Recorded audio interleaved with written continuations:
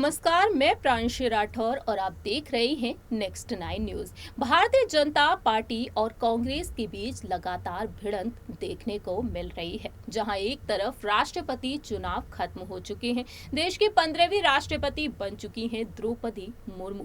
वहीं दूसरी ही तरफ अब उपराष्ट्रपति चुनाव को लेकर काफी ज्यादा सियासत तेज हो चुकी है। आपको बता दें 6 अगस्त के दिन उपराष्ट्रपति चुनाव होने वाले हैं, लेकिन इससे पहले भारतीय जनता पार्टी केंद्र सरकार विपक्ष के निशाने पर आ चुकी है। दरअसल कांग्रेस की हाईकमान सोनिया गांधी ईडी के चंगुल में बुरी तरह से फंसी हुई हैं।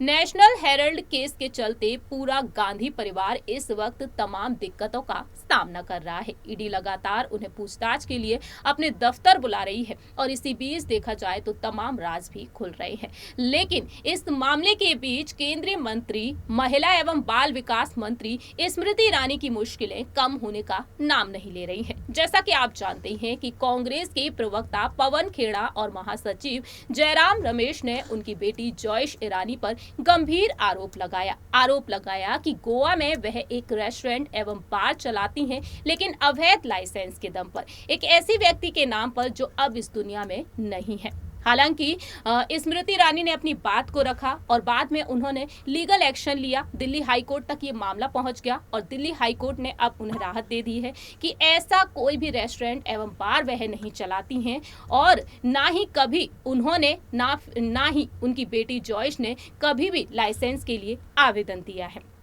लेकिन इस बीच कांग्रेस यहां पर कहती हुई नजर आई है कि दिल्ली हाईकोर्ट ने 4 सप्ताह का वक्त दिया है और वह अदालत के सवालों का जवाब जरूर देंगे। जयराम रमेश ने सोशल मीडिया पर ट्वीट करते हुए ये बात लिखी। लेकिन इसी बीच स्मृति ईरानी की मुश्किलें काफी ज्यादा बढ़ चुकी हैं। अब स्मृति ईरानी पर लगातार हमला बोलते हुए दिखाई दे रहा है विपक्ष।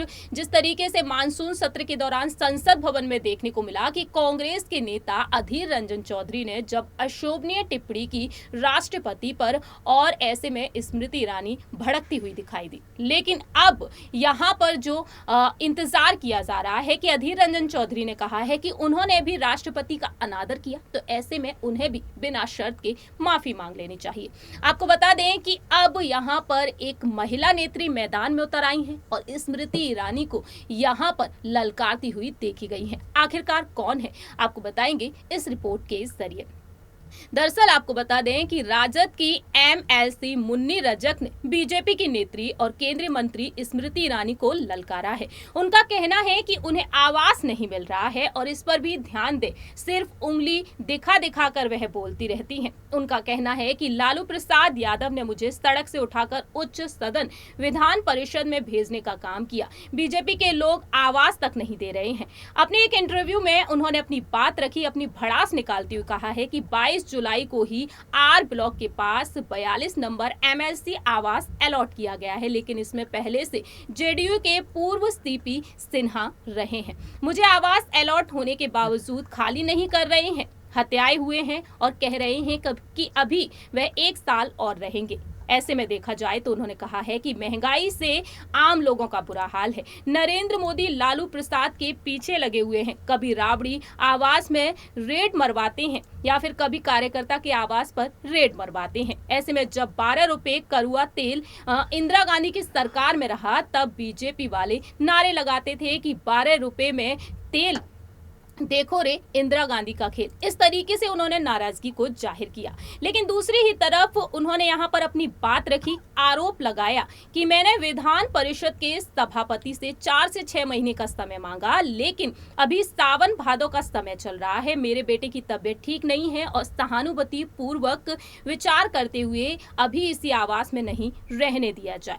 तुरंत आवास को खाली करवाना संभव नहीं हो पा रहा है। वह कहती हैं कि किस तरीके से अब यहाँ पर उनकी मुश्किलें बढ़ चुकी हैं। स्मृति ईरानी को उन्होंने याद किया इस मामले के बीच उन्होंने कह दिया कि आधे पेट खाएंगे, इंदिरा गांधी को ही लाएंगे। वहीं मेरे आवास में भाजपा के सीपी सिन्हा रहे हैं, स्मृति ईरानी जी कहाँ हैं, इस पर भी जरा आवाज उठाइए और आवाज दिलवाइए। इस तरीके से यहाँ पर मुन्नी ने अपनी बात को रखा है, ललकारती हुई नजर आई है स्मृति ईरानी को, क्योंकि वह यहाँ पर अब अपनी बात डंके की चोट पर रखती हुई नजर आई है और कई आरोप लगाती हुई दिखाई दी है।